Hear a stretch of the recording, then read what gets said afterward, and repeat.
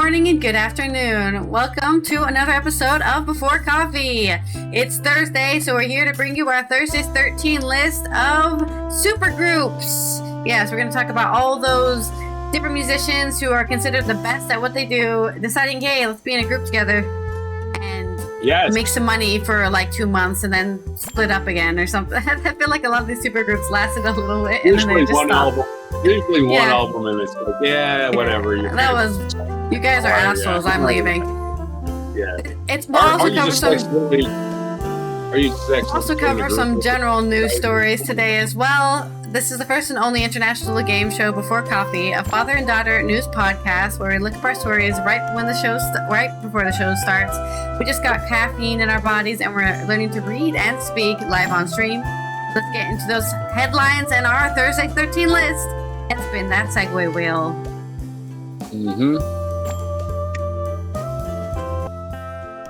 Today on Thursday's 13, holidays makers could be stuck in traffic jams in Germany and Austria. Plus, in Greece, 22 people are found, I guess, in contempt or prosecuted. Sorry, they're found. Wow. No, so this headline is weird. Greece, 22 people, including 4 MEPs. That's what it was. 22 people, including 4 MEPs, are prosecuted for fraud in European agricultural subsidies. So they're getting free money from the government for not making any milk, for example, there. Okay. And our headlines for today: ecologists in New York. We're going to talk about the pretty sunsets in New York State because of the Canadian wildfires, and a British politician has been assassinated. Change or perish. Thousands rally in Kyiv against Fedorov's dismissal, as there's another change in the Ukraine government. Plus, the EU will exclude fighting age men from Ukraine refugee scheme in updated rules until 2028, I believe. I saw a list the other day on the internet for the 23 supergroups, and the list sucked. So I made my own list of 13. The 13 supergroups, not just the ones that I grabbed out of the air and hoped somebody knew who they were, because that list was terrible.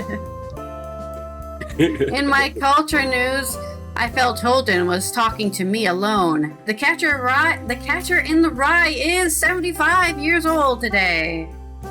Wow, Holden Caulfield, happy birthday. And what is it today? It's National AI Day. Oh yeah. We may not have a lot of intelligence here, but what the intelligence we do have is not artificial. On July 16th, 2026 on Before Coffee.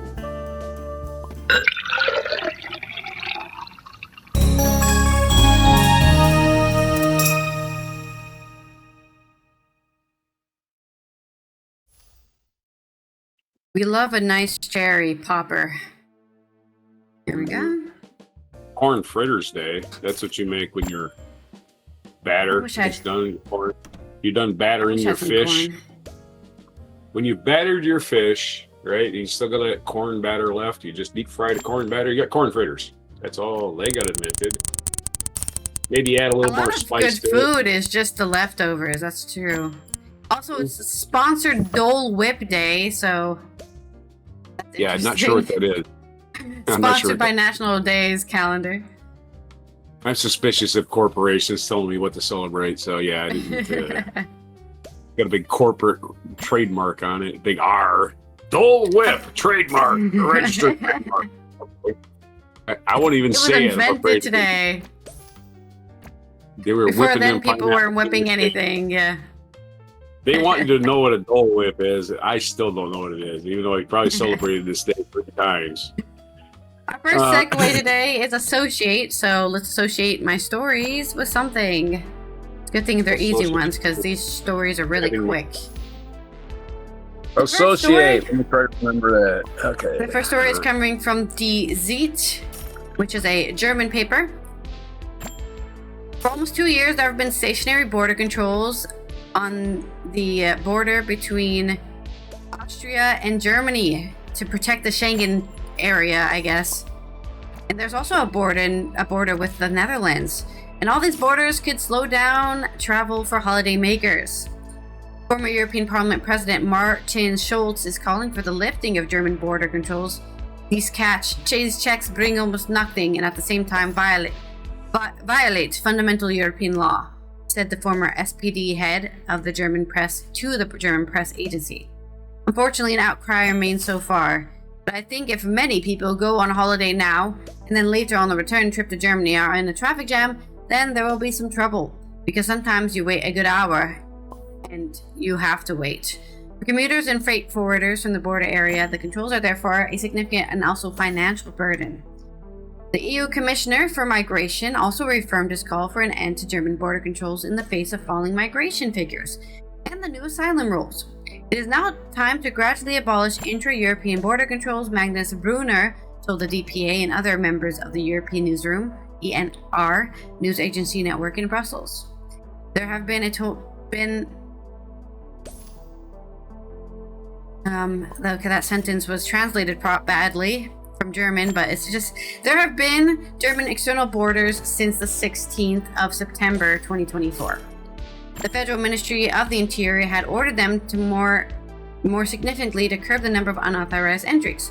They have been extended 3 times, which is allowed, right? They say, they check, is migration still abnormal? Yes. Then we extend it again, and they've done it 3 times. Most recently in September of 2026, until September of 2026, the checks were introduced by the former Federal Minister of Interior, Nancy Faeser, SPD, whose successor, Alexander Donbrindt, CSU, greatly expanded them when the Black-Red federal government started. Meanwhile, for example, at several border crossings from the Netherlands to Germany, almost consistently controlled, which lead miles to traffic jams on the Dutch side. These stationary checks are pure symbolic politics, said Schulz, who is from the border region near Aachen and still lives there. We believe I am not against flexible random checks, as they've always been in the border area. What am I against is the sham policy of constant border controls, because they do nothing anyway, because smugglers and drug smugglers simply choose a different route. In addition, fixed checkpoints clearly violate the Schengen Treaty, which guarantees the free movement of people. This is one of the most important rights in the European Union, and the whole point of the thing. It cannot be that the Federal Minister of the Interior demands on one hand everyone must abide by European law, that he himself then goes and overrides the European law at will and in the long run. Against the background, the EU Commission would have to deal with more strictly in Germany, criticized Schulz, who has been chairman of the SPD-affiliated Friedrich Ebert Foundation for 6 years. It can be assumed that the checks would ultimately be overturned by the courts, he said. The state of emergency with which Dobrindt justifies the controls simply does not exist. Everyone knows that. However, the passage through the instance will take time. The Administrative Court of Koblenz has recently, in the first instance, given the right to law professor from Saarbrücken, who had complained that he had been checked at the German-Luxembourg border. Dobrindt has appealed the verdict. So, I think we even did a story on that professor being like, why the hell was I stopped at a border control for? There's no reason for this. But there's your short snooze on pointless border controls in the European Union. Feel free to associate with that with something. I will associate that with 45 of, I looked at 45 of 50 European countries call themselves, what is it, this religion? We were just talking about religion a minute ago. Christians! Yeah, Christians! And what is Jesus famous for at the beginning of his life? Being denied a place to stay. But you're all Christians. Go on. Anyway, that's my association. You can connect the dots there. Connect the dots. I mean, it's the pretty dots obvious. in the sky. My passive aggressive is saying, Christians, you're completely full of shit. Find another religion. Why don't you just follow a religion? And that's true, because the person we're talking about, Dobrindt, is head of the Christian Socialist Union Party. So yeah, it's right there in the name. Our next story. I'm fully armed against Christians, because every time I have a discussion about anything in history, they will always say, you need to get over it. And I'll just say, I hope you're not a Christian, because you need to get over it. Anyway, sorry. My next story, in May of 2025, the European Public Prosecutor's Office announced that it was conducting searches in Athens and Crete part of an investigation into an organized fraud system, the funds of Common Agricultural Policy of systematic between 2019 and 2024. This is on Le Monde by The World with AFP. Just everyone is reporting on this. The European Public Prosecutor's Office announced Thursday, July 16th, to take legal action against 22 people, including 4 in-office Greek MPs, so they're currently in office, as part of an investigation to widespread alleged fraud against European agricultural subsidies in Greece. 3 Greek MPs are being prosecuted for breach of trust, while the 4th is being prosecuted for having caused illegal management of European funds, according to the statement of the prosecutor's office established in Luxembourg. The European Public Prosecutor's Office announced in May of 2025 that it was conducting searches in Athens and Crete, part of an investigation into an unorganized fraud system, the funds of Common Agricultural Policy (CAP) of a systematic nature between 2019 and 2024. In addition to the 4 elected representatives of Parliament, there are several former senior officials and political collaborators. The charges against 7 other sitting MPs and 2 former MPs, on the other hand, dismissed for lack of sufficient evidence to initiate criminal proceedings, according to the same source. In the event of the conviction, they face up to 5 years imprisonment as well as criminal fines provided for in Greek legislation, the prosecutor's office said. In April, the Greek unicameral parliament decided to lift the parliamentary immunity of 13 conservative deputies demanded by the European and Greek courts investigating the case. All the elected representatives targeted are members of the party of Prime Minister Kyriakos Mitsotakis' New Democracy (ND), which is a right-leaning party, and the latter has already seen 3 of his ministers and several deputy ministers resign in connection with the filing. The head of the government had then asked the European prosecutor to initiate, without delay, possible prosecutions against these elected officials once their immunity was waived. So there's another short story here about, hey, the right is corrupt again. Are we surprised? They're stealing money from European funds, tax money, and funneling it to whatever fraudulent schemes they want in Greece. What do they call it? I'll associate this with a joke. What do they call a poor politician? At least in America, what do they call a poor politician? I don't know. What do they call it?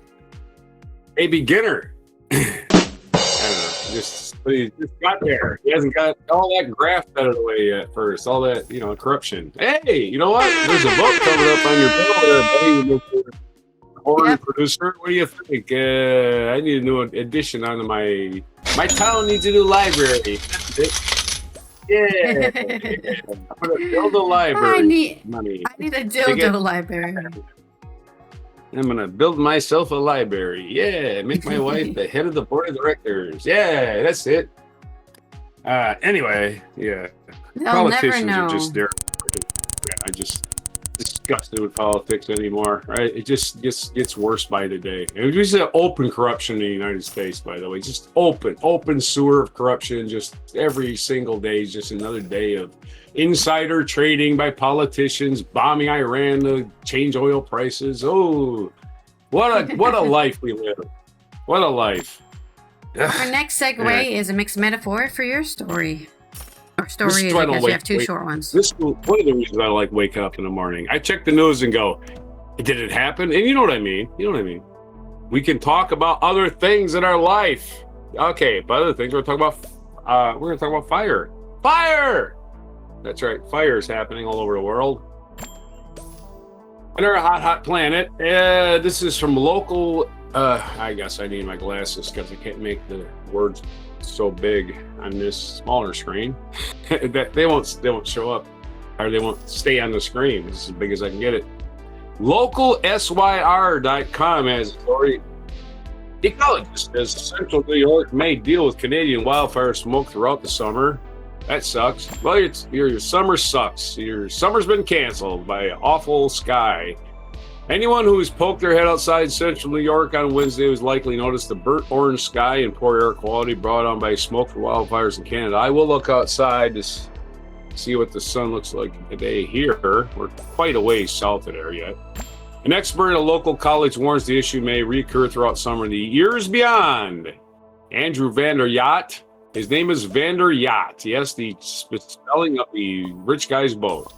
Andrew Vander Yacht. That's a rich guy name, if I ever heard one. A wildfire ecologist and assistant professor of applied forests and fire ecology at Southern SUNY College. I think that stands for something University of New York. Of environmental science and forestry, spoke with News Channel 9 about the smoke and the possibility it could continue to periodically impact the area. Yes, fire bad, as Frankenstein's monster said. Fire bad. It's going to be factor of where those prevailing winds are coming from and where our position is relative to the majority of these fires burning. There's also fires burning in northern Quebec. So a shift in the wind just might be a shift in what smoke we're experiencing and from which fires. I would suspect this to be an on and off phenomenon for the rest of the summer and for future summers as well. Oh yes, the future looks like shit, is what he's saying. The issue is driven by both the sheer number of active fires and specific weather patterns that transport smoke directly to the region. Yeah, global warming is really slowing down, folks. No, it ain't. Not at all, thanks to, we just consume oil and don't care. Prevailing northwesterly winds act as a direct transport mechanism carrying smoke across hundreds of miles. Vander Yacht also explained the smoke's origin. I think right now there's hundreds of wildfires, he thinks. Well, dude, don't be thinking, be sure.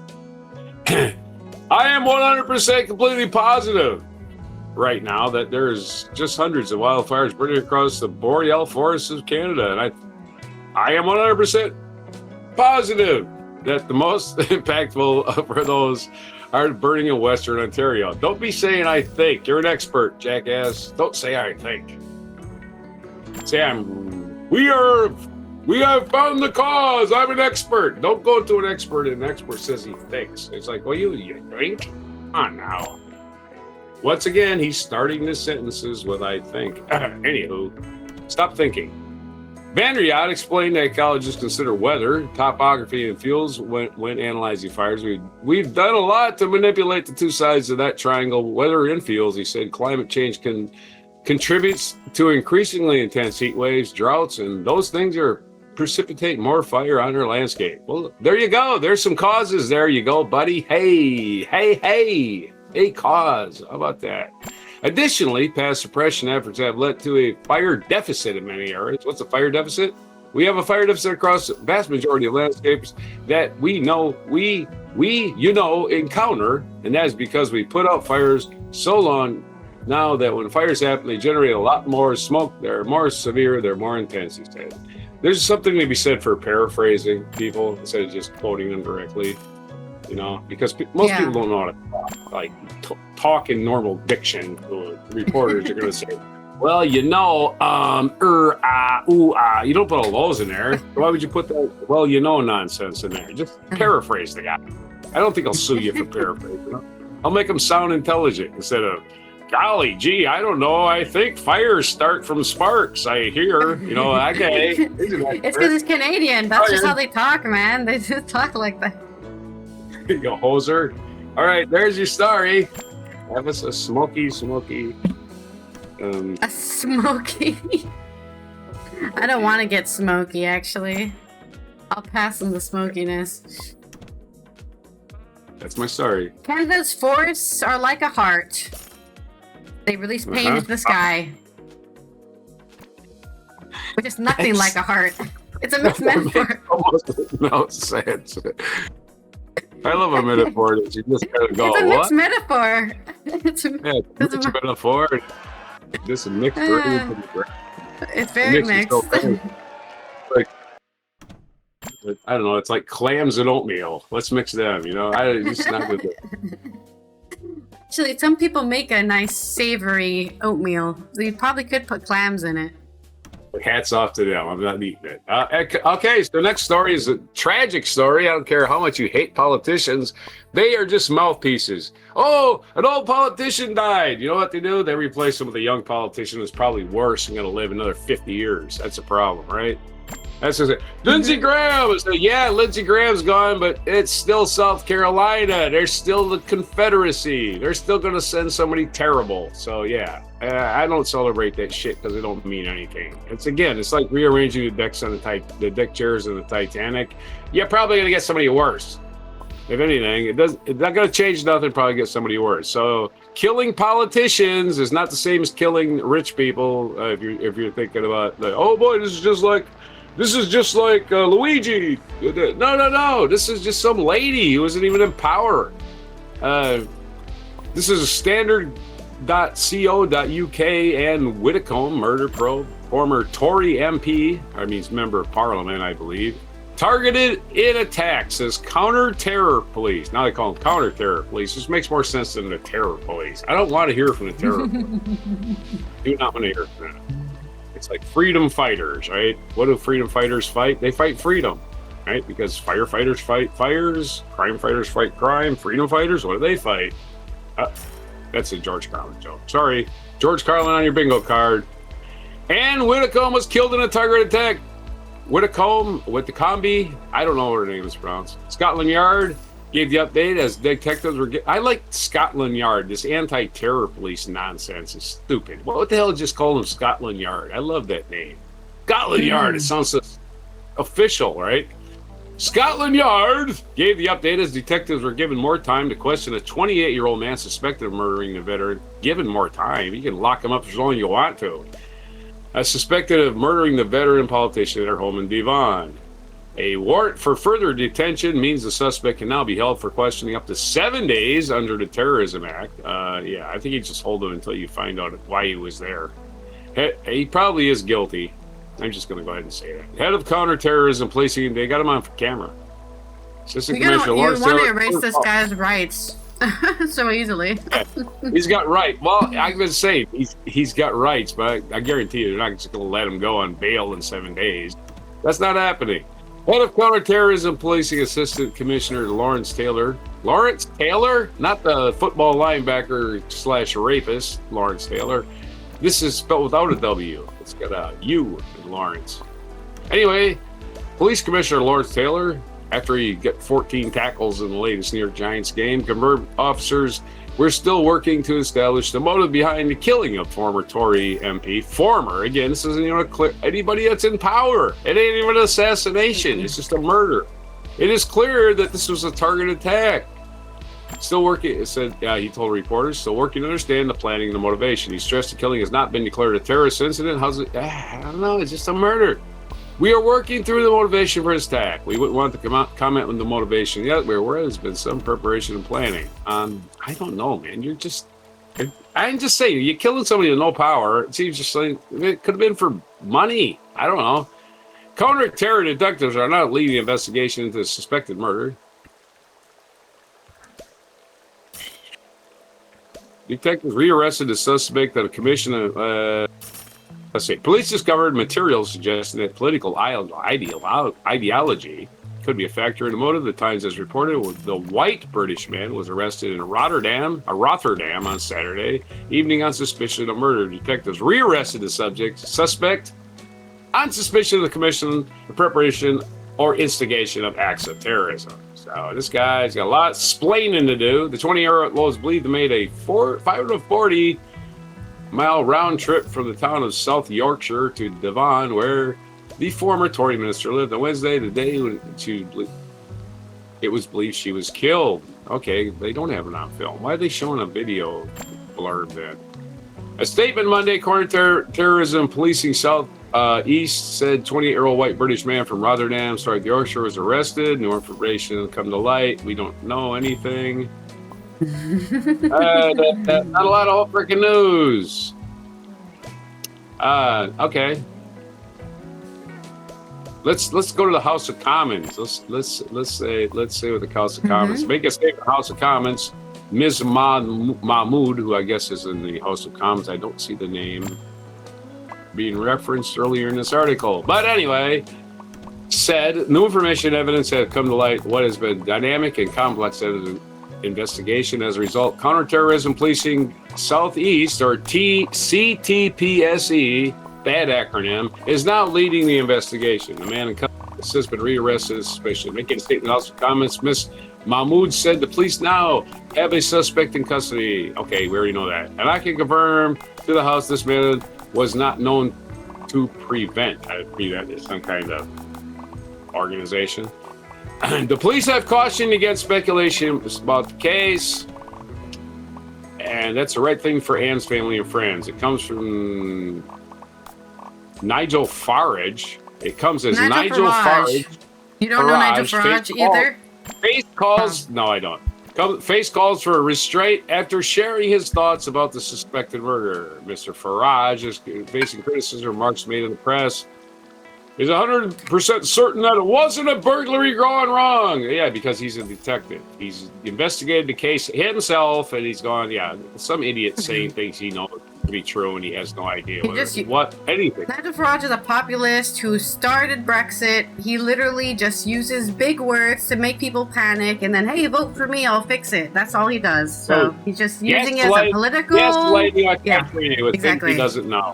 I had no idea, but I'm going to open my big fat mouth. Anyways, I don't know either. So I don't say things. It's one of the things I have. I have caution at my old age. I don't just repeat shit I hear. Don't try and give some news interview. He told the Times Radio, don't try and give some news interview in which you're able to tell everybody this is what you think. And when you know it's not an Agatha Christie novel, this is a real life, this is a real murder, let's leave the police, get on with it. Okay. All right. Anyway. Let's have this. That's a story. They got a man of interest that's probably the person. I just saying. They don't question a guy and then rearrest him and go, you know what I mean? All right. Question a guy and then re-question him. That's an arrest, right? That's like, okay, you got a lot to answer for, buddy. We didn't like your answers. Anyway, there's the fun little story about assassinations. That's no fun. Metaphor. A wilting daisy became a fallen flag. Poor lady. Nobody deserves to die for stuff they did as a politician when they're not even a politician anymore. They're retired.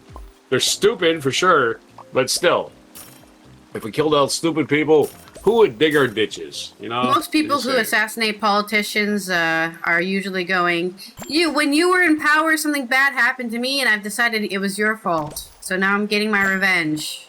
Usually, I can't even I lost my job when you were an MP, so it must have been you who fired me. So, yeah. Yeah, if somebody who's actively doing shit, like actively, that could be a terrorist attack. It's not a terrorist attack. He's a private citizen. For God's sake, what does a private citizen get murdered all the time? They do. Honest to God. Not in London necessarily because of the gun laws. In the United States, we got private citizens. Stabbings. Don't worry. Yeah, we can have. In the United States, we have mass shootings of the day. If you haven't killed 5 people, you barely make the news. Yeah, I remember when mass shootings was more than one person, and now mass shootings are like, has to be at least 10 people, then we'll call it a mass shooting. Other than that, it's a regular day. Yeah, we only get it when it sets a new record. It's like, yay, knocked the old Columbine off the top, didn't we? Yeah, knocked the Pulse shooting off that Las Vegas shooting is number 1. We're number 1. All right, let's go to my next story, which I'm going to try to cut up because it's really long, and you got to tell me a joke about it. Oh, no, not a joke. So, there's been a change in the Ukrainian government. They have dismissed Fedorov, and there are people already rallying in Kyiv in protest of it. This is from Sergei Kostez, Julia Strukashchenko on the Kyiv Post. A protest against the dismissal of Defense Minister Mikhailo Fedorov near the Ivan Franko Theater in central Kyiv on Thursday, the 16th of July, according to a Kyiv Post correspondent. Several thousand people assembled in the square outside the theater, demanding that President Vladimir Zelensky reverse his decision and keep Fedorov in office. This location carries a strong symbolic significance. The Ivan Franko Theater is just steps away from the presidential office and was the site of the mass protests in July of 25, when thousands of Ukrainians rallied after Parliament voted to strip the National Anti-Corruption Bureau of Ukraine, NABU, and the Specialized Anti-Corruption Prosecutor's Office, SAPO, of their independence. Uh-oh, that's not a good term. I don't remember hearing about that. Those demonstrations became the largest anti-government protest since the start of Russia's full-scale invasion in 2022. As rallies spread across the country, Zelensky reversed the decision within days and restored the agency's independence. Yeah, you can't have corruption, anti-corruption agencies, and then they're like, but they answer to the government. So they can't then investigate corruption, can they? If they're answering to the... somewhere, maybe his wife, somebody related to him. Probably not him. Just saying.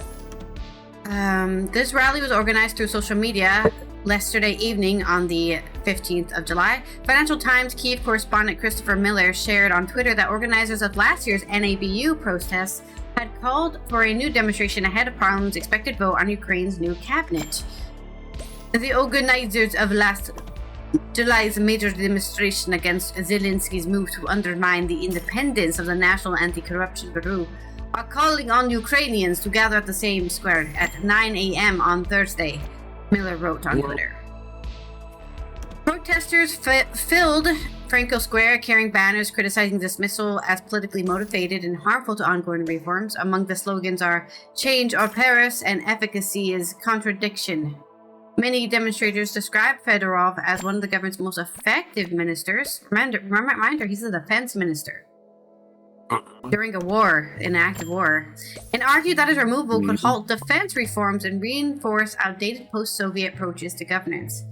But people continued arriving throughout the morning, with organizers expecting the demonstration to last until the evening. Police at the scenes said no incidents or public safety concerns had been reported. What do you mean you didn't take out the water cannons, shoot these people in the face with? Because they're congregating, Fedorov's missiles, I mean, at least they're not that corrupt, because there's plenty of corrupt governments, right? Oh, protest is happening, get the water cannons. Yeah. They're literally not doing anything, Just let them yell and then let them move on. Fedorov's missiles part of a broader government reshuffle that has also seen Prime Minister Yulia Svyridenko leave office. Interior Minister Ihor Klimenko is widely expected to replace him as defense minister. The shakeup has drawn concerns from opposition politicians and analysts.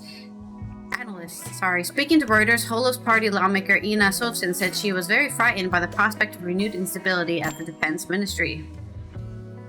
A bunch of people giving their opinions, which I honestly don't care about because I just want to get through the story. Fedorov, who became a defense minister in January of 2026, after serving as deputy prime minister and minister of digital transformation, had already faced calls for his resignation earlier this month following a controversial mobilization incident in Lviv that drew criticism from several lawmakers, including MP Roman Koptylov. Yeah, so he's only really been in the defense ministry for this year. But for some reason, he already has... Yeah, they already have people congregating and saying, keep him in there. This is Russian psyops. So that is very suspicious.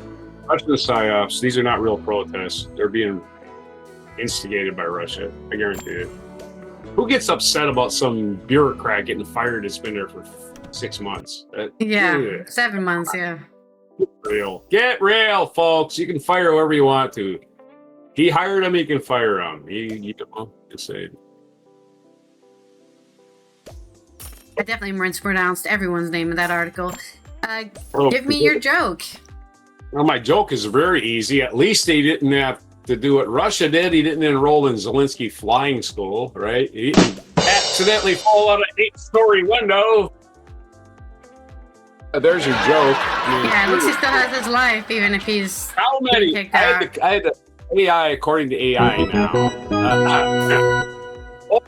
75 prominent Russian business, political, and military figures have died under suspicious circumstances since the invasion of Ukraine. That is 4 years plus. 75 Russian political, business, and military figures just died.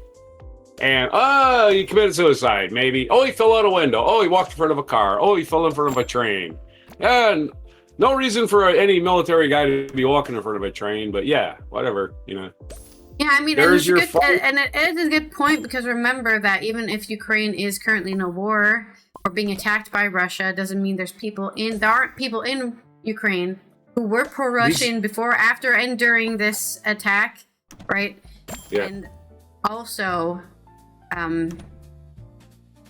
what do you call it? There's people there, those people out there who bit like the black people were like, oh, I'll be racist too, and then the white people like me. That's kind of what it's like, right? If I show that I'm loyal to Russia, when they finally conquer me, I'll be safe. That's pick me, girl. There's people, there's definitely people out there who are like that. When their neighbor gets carted away.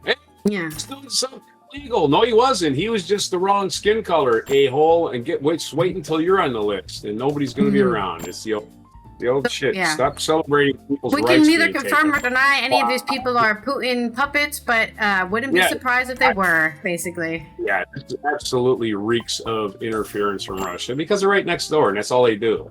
That's all they do is interfere. They got nothing better to do. They don't have any sports teams anymore. They're not allowed in the World Cup. They're not allowed in the Olympics. Think about that. What's their national pastime? Spying on people and creating chaos in other countries. That's all they are anymore. They're the chaos agents. All right.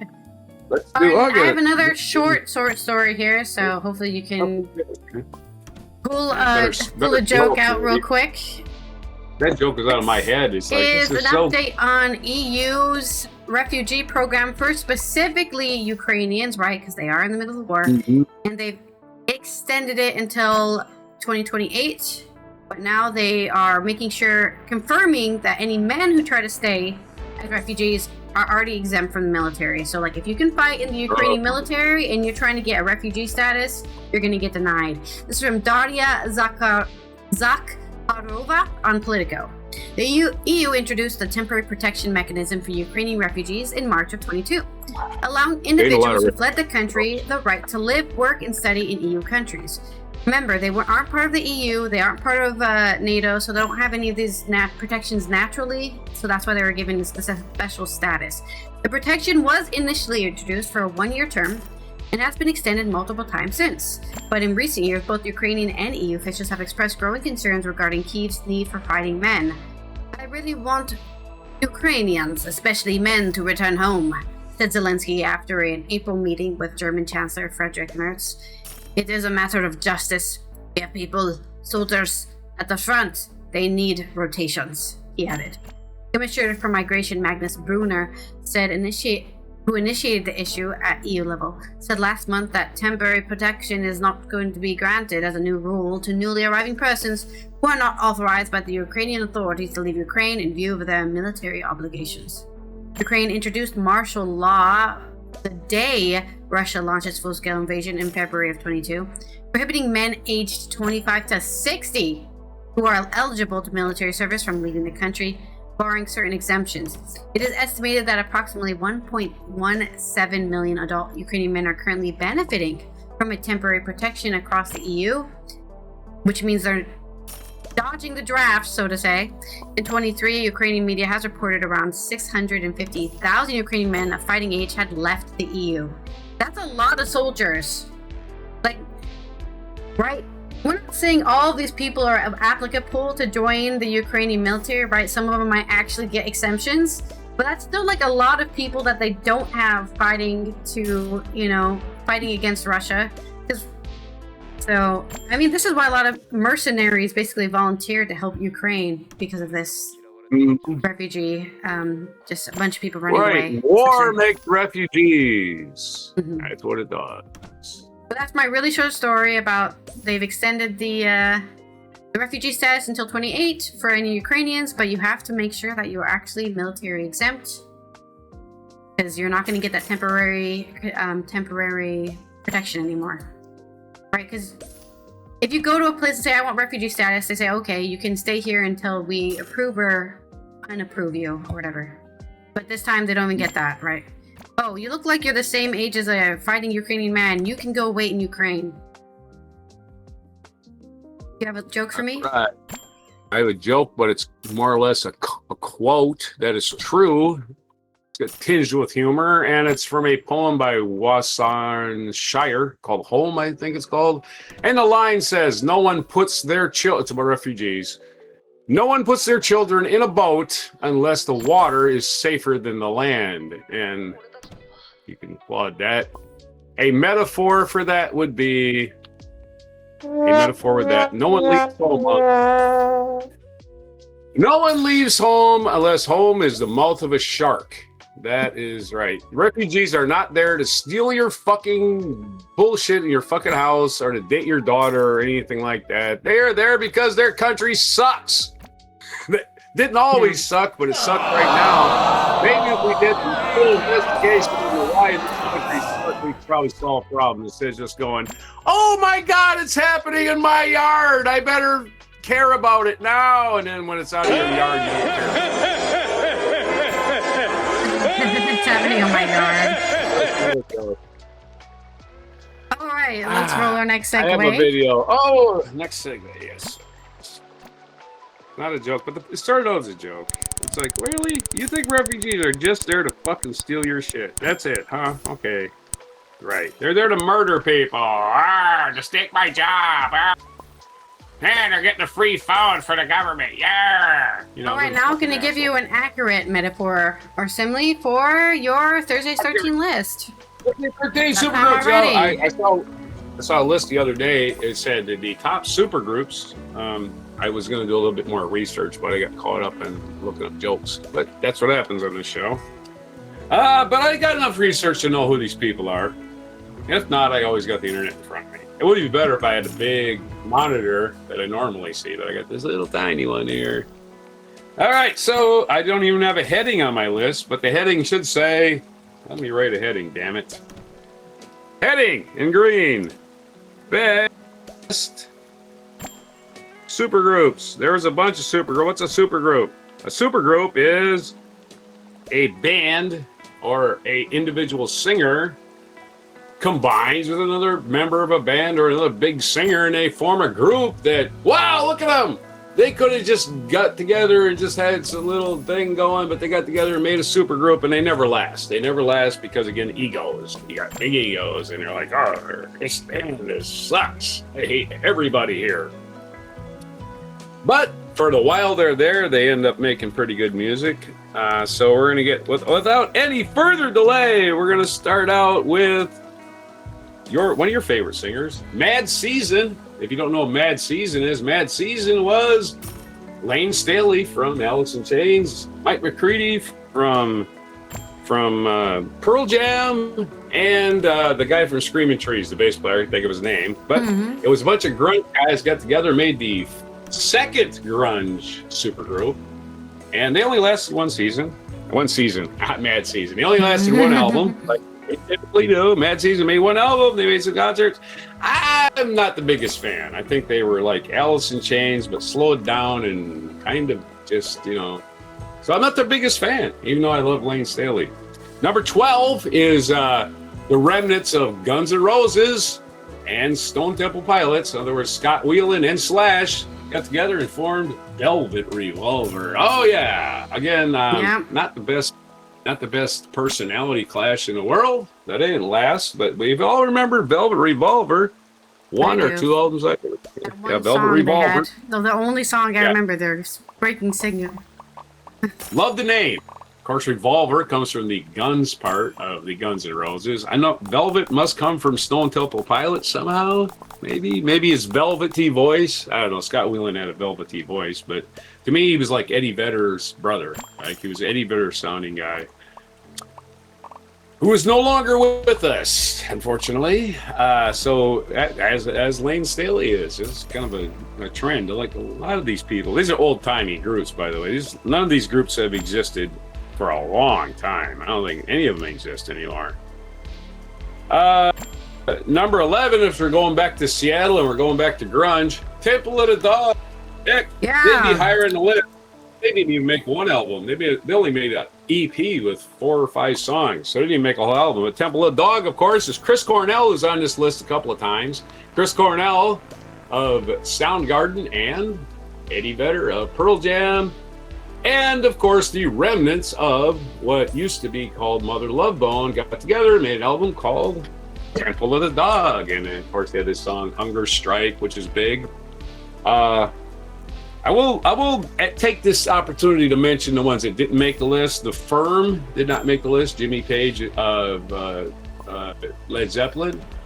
And Paul Rodgers of Bad Company. Paul Rodgers was a singer. They made made 2 albums, but they had a couple of hits. I bought the first album, they had a couple of hits, the rest of it was like, eh.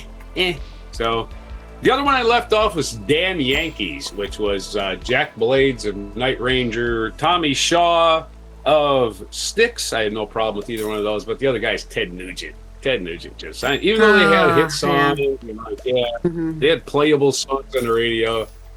I didn't like any of their songs. It just wasn't that good. I mean, they were big names for sure, but damn Yankees, take them or leave them, man. I put Mad Season at 13, and I love Lane Staley. So there you go. So there you go. It's not personal necessarily. Number 10 is Derek and the Dominoes, as Eric Clapton makes his first appearance on the list. Eric Clapton's been in a lot of bands. I think his third or fourth supergroup was called Derek and the Dominoes, which he formed with Greg Allman, among others. I think Dave Mason was in there. Drummer Jim Gordon, who played in a lot of bands. Jim Gordon actually died recently in prison. Had to bring him up. Derek and the Dominoes, supergroup. Of course, what group was Eric Clapton from? Eric Clapton was from Cream. He was from the Yardbirds, which was a proto supergroup. He was in the first supergroup, which is called Cream. And of course, Dwayne Allman died right after this album was released. And of course, he was in the Allman Brothers. That was his band. So that was your supergroup of the early 70s. Number 10, Derek and the Dominoes. Don't know who Derek was. There's nobody named Derek in the band. So Derek and the Dominoes. Number 9 is GTR. GTR, just short for guitar. And it featured GTR. Didn't have a lot of hits, but they had two of the best English guitar virtuosos in Steve Howe and Steve Hackett. The two Steves got together. Steve Howe from Yes, Steve Hackett from Genesis, who was just knocking around since he left Genesis. He's like, damn, I got no gig anymore. And of course, Yes was always breaking up and reforming his different band, different members. So this was the period of time when Steve Howe had nothing better to do. And GTR was the result. I think they only made one album. And they had even a hit song, When the Heart Rules the Mind. Don't let the heart rule your mind, man. And speaking of Steve Howe, another supergroup with Steve Howe, Asia. Asia was the remnants of King Crimson and Yes and Emerson, Lake and Palmer. And that's not the last time you're going to hear from Emerson, Lake and Palmer on this list, right? These guys just can't stay in a group. It just seems like you get guys bleeding over in different groups. So you've got Steve Howe already in two groups. You've got a couple of members of Pearl Jam are already in two groups. This is very interesting how they bleed over to each other. And speaking of bleeding over, we have Chris Cornell's second appearance on this countdown, Audio Slave. Audio Slave! Rage Against the Audio Slave was really good. Oh, we're getting into the meat of the order here. Audio Slave. Who can be bigger than Audio Slave? Chris Cornell and Rage Against the Machine. Their first album was amazing. Yeah, they got kind of a little bit more amazing as they went on, which tends to happen with any band, right? It's like, we got no more ideas, guys. Time to break up. Audio Slave! And if you're sitting there like a stone, wondering who's next, we're going to the original supergroup, and we're going to combine them with another supergroup, because Cream and Blind Faith, to me, Blind Faith is simply Cream without Jack Bruce on bass, and you added Steve Winwood on keyboards. So that's what Blind Faith. And Blind Faith only made one album. It was an EP, just like Temple of the Dog was an EP only. So it had 5 songs, but they were great songs. So, and Cream, of course, was Jack Bruce, Ginger Baker, and Eric Clapton, a trio. Ginger Baker was also in Blind Faith, and the only reason Cream even broke up is because Eric Clapton heard the band. He heard the band and said, hey, I'm tired of being a heavy metal guy. I want to be a sit down and just play music with my friends guy. And that's what he formed. I want to be a jam guy. Blind Faith. Blind Faith, of course, famously had the child pornography in the cover. Like, somehow it was allowed. Right. Don't forget that. The topless girl was like 13. Yeah, don't do a search. You might get hit. But and again, it was a very religious album. Every song was very religious because of Steve Winwood is a big old Christian. He is a big old Christian. I'm sure he's a nice Christian, not the one that's telling you how to live. I'm just going to assume that he's a nice Christian. Good old Steve Winwood, putting his faith out there and dragging Eric Clapton along for the ride. That was what Blind Faith was. Cream was heavy metal before there was heavy metal, so... That's why they're number 6. They were big. Number 5 is they're getting bigger and bigger. Emerson, Lake and Palmer. Probably not the biggest act you've ever heard on the radio, but let me tell you, them concerts were something else. Concerts were extravaganza. Emerson, Lake and Palmer were formed from the remnants of other bands like Nice, I guess there was one called, and of course King Crimson, who has also appeared in this video as like Asia. You got 2 of their members from King Crimson. And we're going to go down to the top 4, the 4 that really had the people that were famous before the supergroup. Because a lot of these supergroups are like, I really don't even know where these people are. But these other ones, these top 4, you know who they are. Number 4, the one that started you thought Emerson, Lake and Palmer was, we love our egos, they're just going to put our names in the group, right? But that started with Crosby, Stills, Nash, and Young. Well, it actually started with Crosby, Stills, and Nash, right? What should we call our group? We're too famous. I got it. Let's use our names. Crosby, Stills, and Nash. Of course, Crosby from the Byrds, Stills from Buffalo Springfield, Nash from the Hollies, British group, so they are first American British crossover supergroup. And Neil Young, of course, also from Buffalo Springfield. And of course, my thing with Crosby, Stills, and Nash is Crosby, Stills, and Nash was Stephen Stills' backup band. That's what they were. You can call them, I used to say it, Nash and Crosby were there for the harmonies for the most part. They did write songs, but they were not even holding up their end like Stephen Stills was the band. Like, he wrote the music, he produced the music, he heard the music, he stayed in the studio until it was mixed. He did all that while Crosby and Nash were doing their thing on their own, and Neil Young was only in the group once in a while. So that was Stephen Stills' groups. They're number 4, Crosby, Stills, and Nash, and Young. The biggest hit for probably all 4 of them was either Ohio, which Neil Young wrote. Almost Cut My Hair is my favorite Crosby track. Almost Cut My Hair, which I'm still living by the way. I feel I owe it to someone. That's what Crosby said. So that's my favorite Crosby song anyway. Number 3, and notice the amazing lack of estrogen in this countdown, but we're going to put a stop to that. Number 3 is Trio. They made 3 albums. Linda Ronstadt, Dolly Parton, and we're going by name power now. We're going by name recognition. Linda Ronstadt, Dolly Parton, and Emmylou Harris made 3 albums together where they covered a lot of standards and Neil Young songs, and they made them their own. Trio.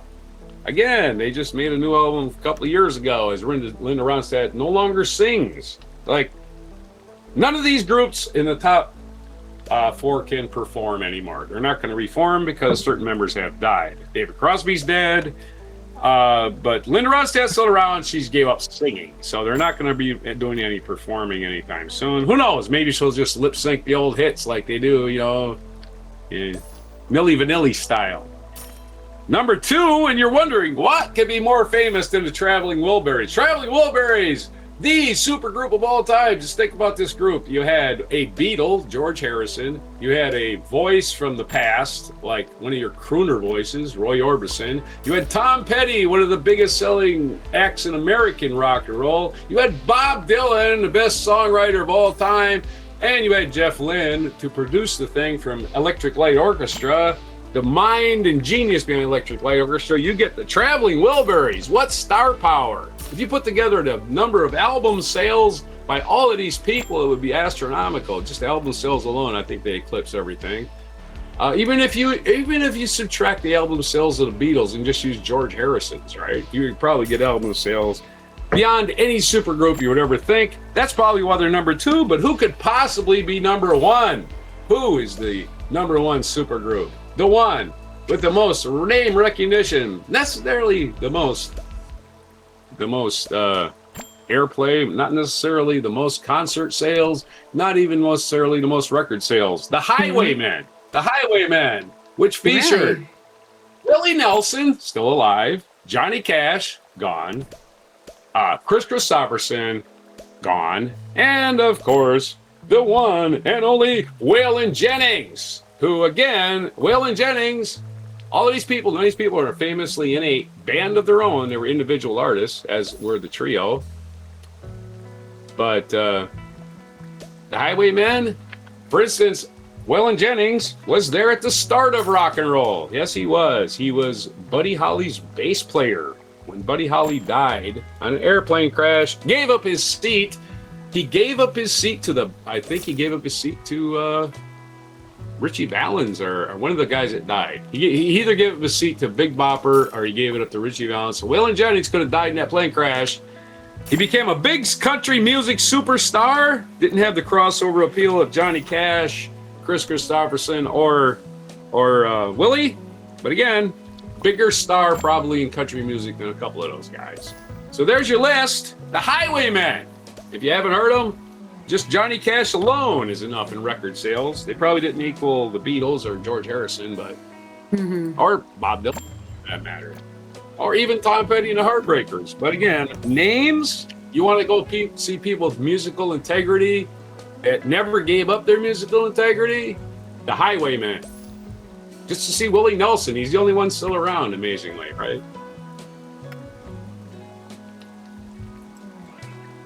Where'd you list, man? Let's have us. I forgot what you spun. It's been an hour. It's been an hour since you started your list.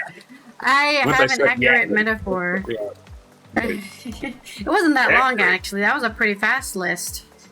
We've had some longer lists before. And you've heard some of these guys, so there you go. You can work on it. Yeah. Supergroups are like shooting stars. Brilliant, but temporary.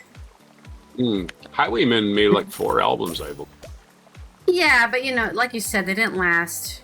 They just don't last. None of these last. None of them lasted. Hold on a second. I gotta give you some applause.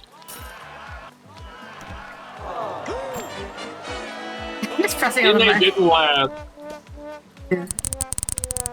So Oh, sad. and I forgot the Traveling Wilburys, and this is a complete oversight on my behalf. The drummer from the Traveling Wilburys always gets overlooked. Jim Keltner, one of the greatest drummers of all time. He's in all kinds of tracks all over the world. But he was the drummer for Traveling Wilburys. They had 5. They had 5 members, and they're all just guitarists.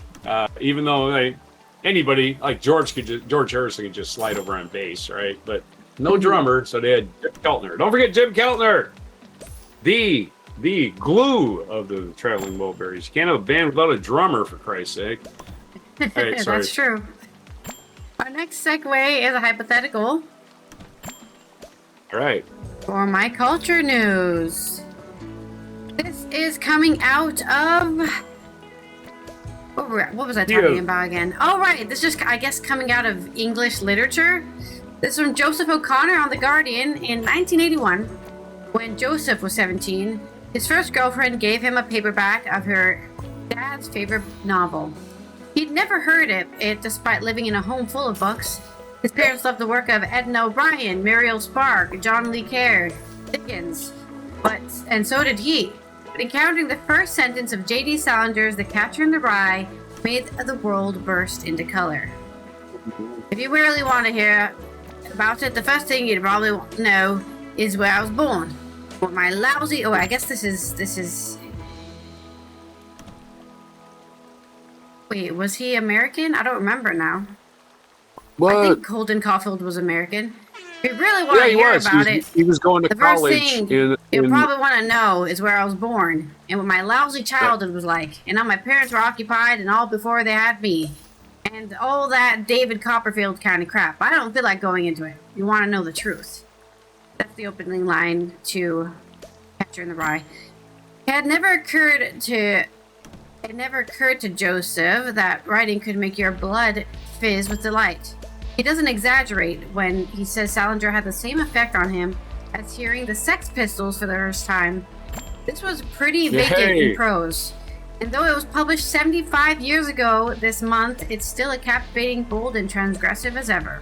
The action takes place over 3 days and nights in December of 1949. Narrator Holden Caulfield is 17, chronicling the events that befell him a year ago, when he was expelled from his boarding school, Pensy Prep, where the only thing he learned is that all morons hate is when you can call them a moron. A restless, unknowingly witty Irish-American kid, he had a wry watchfulness that counterpoints his naivety. Flitting from Pensy a few days earlier, he bunks off to Manhattan, where his parents and sister live. The plan is to put up in a flop house and assembles excuses. A born fantasist, he can't resist disassembling anyone he meets along the way. But his gotchness keeps tripping him up. I'm the most terrific liar you've ever saw in your life. It's awful. Oh. If I'm on my way to the store to buy a magazine even, and somebody asks me where I'm going, I'm liable to say I'm going to the opera. It's terrible. The Catcher in the Rye has almost no plot. In fact, it seems suspicious of narrative and literature and all forms of storytelling. Conventional biography is mistrusted. The movies are phony. Shakespeare's plays make no sense. The hero's brother D.B., a screenwriter, has sold out his talent and is likened to a prostitute.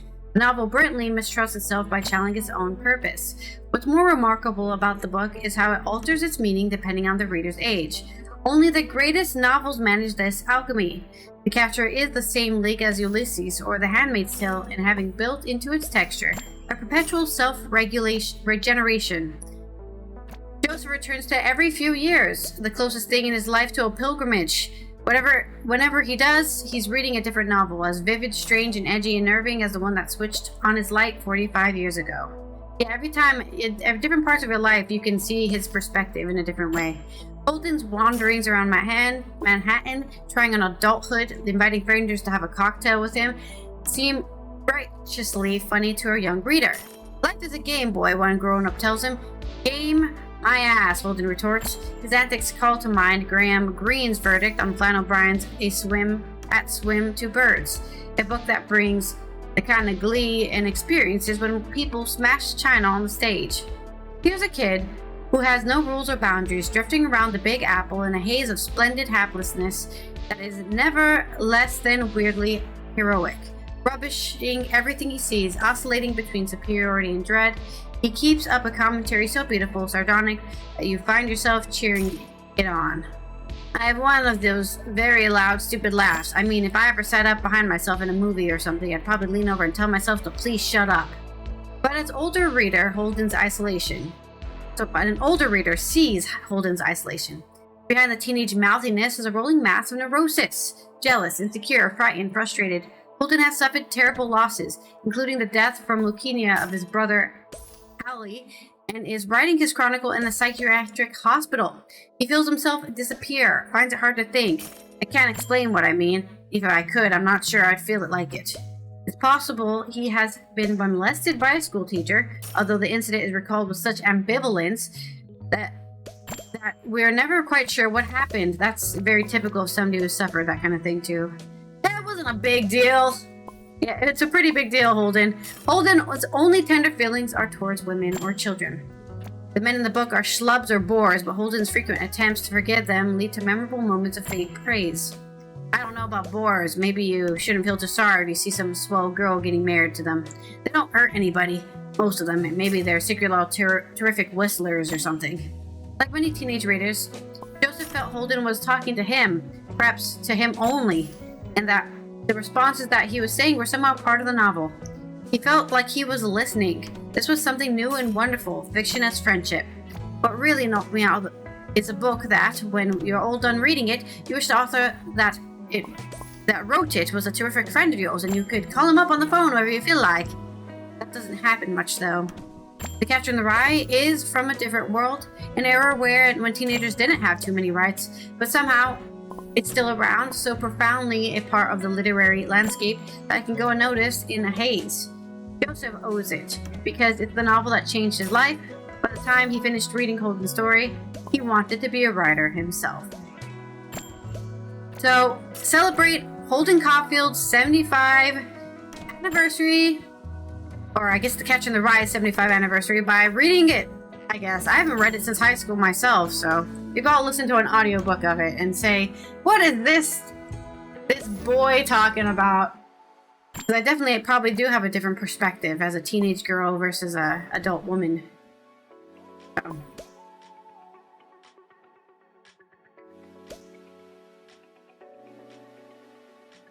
All right, I had to unmute my mic because I was playing a video. All right, so are you there? Yes. Okay. Radio silence. Okay, there you are. Okay, my hypothetical, I have two hypotheticals. My first one is, I don't know if you know this, but the guy who shot John Lennon had a copy of Catcher in the Rye in his pocket. And that was a big controversy. Catcher in the Rye makes you kill people, makes you kill people. You know, right? If only that was simple. It was that simple, you know? Yeah, and of course, what they ignore is the fact, and I had to look this up. He had was staying in a hotel in Manhattan, and he had the Bible in the hotel. Left it open to the page of the Apostle, the Book of John, and he had written Lennon in there. So he left the pocket Bible on the dresser of his hotel room. The police found open to the Gospel of John with the word Lennon written in bold letters after John. Why ain't they blaming the Bible for killing him? They went right to J.D. Salinger. All of his senators and J.D. Salinger probably didn't give a shit about the Beatles at all, right? Because he was an old man. And he's like, nothing to do with this some guy killing somebody. How is that my problem? You know, but they didn't go to the church and go to Bible, did it? Anyway, my other hypothetical is, I asked AI to write me a song if J.D. Salinger wrote punk lyrics. So get ready. I'm not going to sing this. Okay. I will quote it though. The title is called "Give 'Em the Old Goddamn" is the name of this song. $10 for a stiff, $100 for a coat. I'm standing in a lobby with a lump in my throat. All the phonies are laughing, shaking my... He called everybody phonies. He used that word 150,000 times.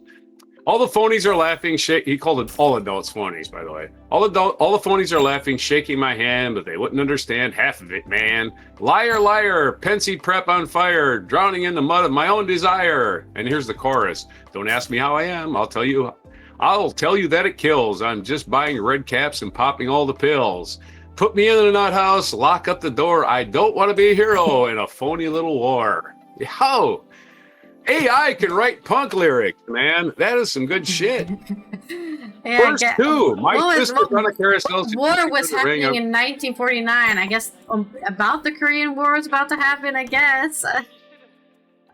This is some good shit, man. AI is going to put everybody out of business. My sister's on the carousel. On this show. Talking about his sister. This verse two. My sister's on a carousel. She's reaching for the ring. I'm freezing in the rain, but I can't change a thing. I'm reaching for the kids before they take the fall, but I'm just another shadow on the goddamn wall.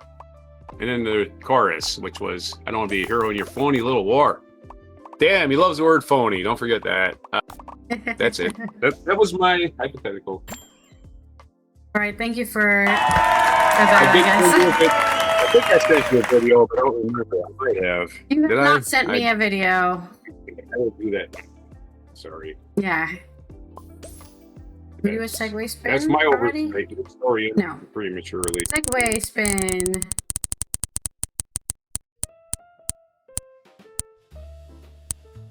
Hopefully you don't get any kind of... It's a live concert. We should get copyrights. Now, speaking of AI songs, I have to get reminded of a song. Well then. It's usually some singer's birthday. This day in history. Oh, right. We entered a nuclear age on this day. Thank you very much. Thank you very much, Stradium 90, for ruining my health. July 16th in the year 622, the Prophet Muhammad migration from Mecca to Yathrib, or Medina, known as the Hijrah, began. The Hijrah marks the beginning of the Islamic calendar and one of the defining moments in Islamic history. So that's one of them things religions do. They celebrate shit that supposedly happened. 1054, Humbert of Silva Candida, Cardinal and Papal Legate, excommunicated Michael Cerullius, Patriarch of the Constantinople, who retaliated by excommunicating the Cardinal, which led to the East-West schism between the churches of Rome and Constantinople. Yes, the Eastern Roman Church and the Western Roman Church had what they call a schism. And you people don't believe in God properly. But it's just none of it's about God, none of it's about religion. It's all about power and controlling people. It's all it's ever about. My diatribe. Politics. All people. 1377, Richard II was officially installed as King of England almost a month after the death of his grandfather, Edward III. I believe Richard II was a bastard and not actually related to who he said he was. Or Edward III might have been a bastard. Yeah. 1862, Ida B. Wells Barnett was born in Holly Springs, Mississippi, an American journalist who led a crusade against lynching. Yeah, you insecure white losers who can't handle anything in life, can't handle your own failures, gotta blame somebody else. 1882, First Lady Mary Todd Lincoln died at the age of 63. She did not really live that long. 63 is not really a ripe old age. Heck, she was pretty young when her husband was assassinated 17 years before that. And she was only 46. Abe Lincoln wasn't exactly old either. So Mary Todd Lincoln died in this day. She had a very tragic life after children dying, husband getting assassinated, and she lost her flipping mind. So her surviving son had to care for her the rest of her life, put her in an institution. 1935, the world's first parking meters were installed. Way to go, jackasses. We're going to charge you for everything from now on. We decided that nothing's free, not even putting your car somewhere. You got to pay. Or move your stinking car. The first parking lot meters were installed in Oklahoma City, Oklahoma. Oklahoma also invented the shopping cart. So the modern world, apparently, an American modern world, all started in Oklahoma. No, This device was sought to ease congestion, was designed by Carl C. McGee. And the first parking ticket went to some poor bastard who's like, what the hell's a parking ticket? What the hell's a parking ticket? What's that? 1941, American baseball player Joe DiMaggio set the Major League record for most consecutive games with a hit, with 56. If I was pitching to Joe DiMaggio, I would not give him anything to hit. Why were people giving him anything to hit? They should have just been, good luck getting hit, Joe. I'm not throwing anybody. You get on first with a walk, that's cool, but I'm not giving you anything to hit. And he played for the Yankees, so we have to celebrate it constantly because the Yankees are the only team that counts. The Dodgers now count. Yankees and the Dodgers and the Red Sox. Those three teams are the ones that count. 1951, J.D. Salinger's Catcher in the Rye, which you've been talking about for the last 15 minutes, which centered on the sensitive, rebellious adolescent Holden Caulfield, calling everybody phonies, was published and later became a classic and caused John Lennon's life to end. No, just kidding. 1965, the Mont Blanc tunnel was officially opened in linking France and Italy. At the time, it was the world's longest vehicular tunnel at the time, spanning 7.3 miles. That doesn't even seem like it's that long anymore. That was 1965. Whoa, boy, 61 years ago. 1969, well, we were lifting off to the moon for the first time. Wow, what a day in history. Not only is July 16th the start of the nuclear age, but July 16th is also the start of flying to the moon. That's an interesting little thing about July 16th. There you go. Saddam Hussein became the first president of Iraq. Became the president of Iraq in this day in 1979. Of course, he started a war with Iran, which we were at odds with in 1979. So we decided, wait, Saddam Hussein's our buddy. And we just looked the other way while he killed his own citizens. And that cost us in the long run because, of course, the United States can't stop messing with other countries. Anyway, we're gonna badmouth Saddam Hussein and his brutal rule, which lasted 24 years, marked by costly and unsuccessful wars with neighboring countries, as well as atrocities against Iraqi people. We're gonna blame it 100% on him and not on American CIA, which was propping him up endlessly as he fought Iran. 2001, and by the way, he was using poisonous gas against Iran, and we didn't give a shit. 2001. Jacques Roguet of Belgium was chosen to replace Juan Antonio Sarmanch as the president of the International Olympic Committee, another one of those corrupt organizations that takes bribes and looks the other way against human rights abuses, while it just, oh yeah, you can have a team. But don't dope. Don't try to cheat us on this testosterone levels in your blood. 2004, Chicago officially opened its Millennium Park, which featured fountains, eye-catching sculptures, and large outdoor concert facilities. Designed by architect Frank Gehry, and 4 years later, Millennium Park became famous for Obama celebrating winning the White House in 2008. I'd say that's a cool deal. Very cool. So Millennium Park became world famous at that day. 2017, American filmmaker George Romero died at the age of 77. He made B-movies, notably Night of the Living Dead, 1968, which became your zombie prototype movie for all zombie movies. Night of the Living Dead, Eat Brains, blah, blah, blah. Yeah, zombie movies. Not my thing. If you love zombie movies, I'm like, yeah, zombie movies, werewolf movies, and what's the other? Vampire movies. To me, they're all the same thing.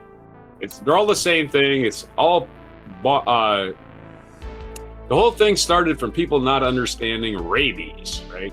They didn't understand rabies, so they invented werewolves, vampires, and of course the undead. Somebody walking around like a zombie because they have rabies. 1945, first atomic bomb exploded near Alamogordo, New Mexico. That's what I'm talking about. Yeah, thank you for the strontium-90, motherfuckers. On this day in 1940, the United States detonated the world's first atomic bomb during the Trinity test, the desert near Alamogordo, New Mexico, which we used to drive by all the time. You can only visit twice a year because it's still highly radioactive. The successful culmination, and we don't even know radioactive levels. We just know what we can measure with a Geiger counter. We don't know what actually interferes with the body. Geiger counter just measures radioactivity, or degrading of uranium down to its base. The successful culmination of top secret Manhattan Project has nothing to do with Manhattan. They just threw people off the mark, I think. Marked the beginning of the atomic age and paved the way for the bombings of Hiroshima and Nagasaki just weeks later. Said we can drop a bomb. This is what it's going to do. It's just a theory. And when it stopped being a theory, this is the day it stopped being a theory. It was no longer a theory. Yeah, the nuclear chain reaction became reality. Another horrible thing happened this day. JFK Jr. and his wife, Carolyn Bessette, were killed, and her sister, Lauren Bessette, were killed in a plane crash off the coast of Martha's Vineyard while en route to a family wedding. Dumbass was not cleared, and it's his fault, by the way. That's why I'm calling him dumbass. So these Kennedys, with their audacity, we'll call it audacity, and this is definitely narcissistic audacity at work, was not qualified to fly at night. Why is that important? Because you can't see shit at night, right? Without fucking instruments, you would be completely lost. The fucking ground looks like the sky. You completely lose your references at night. Flying, he had no idea where he was, and he flew it straight into the water because he thought it was the sky. That's the theory. Never should have been flying at night. He wasn't qualified. Ugh. And he killed 2 people. Took 2 people with him. If I was parents of these 2 girls, I would sue the Kennedy Foundation for all of it. Just give me all your money, you bastards. Why are you flying when you're not even qualified? I can fly a plane. I'm a Kennedy, by golly. I can play football on the ski slopes. I'm a Kennedy, by golly. That's another way they died. You know, it's like, I can endlessly screw mob guys' girlfriends. I'm a Kennedy. No, you can't. Everybody's getting pissed off and you being a Kennedy. I can run the country's health care system into the ground because I'm a Kennedy. Fuck you, Kennedys. Go away. We don't want you anymore. By the way, a Kennedy just ran for Congress and got trounced in New York. Trounced by a virtual unknown. Stop it, Kennedys. I'm going to say this about Oprah, too. Oprah, Kennedys, get out of our politics. Go away. We don't want you anymore. That's over with. Go. Just go. You're fine. Just go. You're fine. You're fine being a Kennedy. You're fine being Oprah. Stay out of our politics. That's my little diatribe on this day in history. Sorry. Other biographies today. Ginger Rogers, American dancer and actress Ginger Rogers, born this day in 1911. Achieved fame as partner for Fred Astaire in a series of popular musicals. Later won an Oscar for her dramatic performance in Kitty Foyle. As they say about Ginger Rogers, she did all the steps that Fred Astaire did. She just did them backwards and in high heels. So she was a better dancer than Fred Astaire. Dean Ornish's birthday today, American physician. Ivy Ledbetter Lee, American publicist. Not Huddy, but Ledbetter, who is Leadbelly, as you know him. John Kay, British engineer and inventor, 1704. And Andrea del Sarto, Italian painter. Ivy Ledbetter Lee, born in 1877. Dean Ornish, born in 1953. Our national day calendar says it's National Cherry Day, National Personal Chef Day. If you have a personal chef and your name is, what's it held his name now? I forgot his name. The football player tried to strangle his chef and was found not guilty. I'll think of it in a minute. I don't know anything about that. Sorry. Cardi B's boyfriend. Okay, that might clear it up for you. It's National Corn Fritters Day, National Dole Whip Day, National AI Day. Screw AI. Get to know your customers day. Although AI does have the punk lyrics. Yes, please introduce yourself in the comments, all our customers who watch our anti-AI news. That's right. And get to know your customers does work absolutely opposite of National AI, because AI is never going to get to know you. They're just going to tell you whatever they've been programmed to tell you and hope you believe it. And that's it. They're never going to tell you exactly what the hell the truth is, because they don't know. They've been programmed with some bias. So AI with their biases, again, one of these things AI does, it acts like it's human and can get offended by things. And I say to AI all the time, that is not offensive. Take my word for it. I'm a human. You're not. That's not offensive. You say it's offensive. I say it's not. You're not the expert on what's offensive to humans. I am. You can't be. You perfectly cannot be an expert on anything human. You're not a human. Anyway, so that's your national days. You're major technical glitches, your mispronunciations, everything for July 16th, 2026. On my list, don't forget my list. On before Dole Whips and corn fritters. Corn fritters. And cherries. Wow, that's actually a pretty good meal. Nice fruit salad. Yeah, just throw it all in one big bowl. The song this day in history reminds me of is "Who Lives in a Pineapple Under the Sea?" SpongeBob SquarePants. There you go. It's pineapples. Right on. Absorbent and yellow and porous is he. Yeah. Did AI write a punk song, basically? There are sadly no international UN observances today, so that is the end of our show. This has been Allison here from the Netherlands, Roger from the East Coast of the US, as we are done with our Thursdays 13 list. I hope you enjoyed our list of supergroups, and let us know if we missed out on any that you wanted us to talk about, I guess. Yeah, almost all of these bands have, I think all these bands have lost members. Maybe they can reform as a big supergroup, like everybody that's remaining. If you're not already following Before Coffee Podcast and subscribed on YouTube, following on Twitch and subscribed on YouTube, and we also have an Instagram and a TikTok and all sorts of things. Check them out. Follow us. Make the number go up, because big number make us go happy. Yes, great. Thank you to all our Before Coffee supporters on Patreon who are supporting the show. We'll see you tomorrow for Friday's news dump, in which we'll give you all the news you need to know about before the weekend, so you don't have to worry about it. And here is our mic drop moment.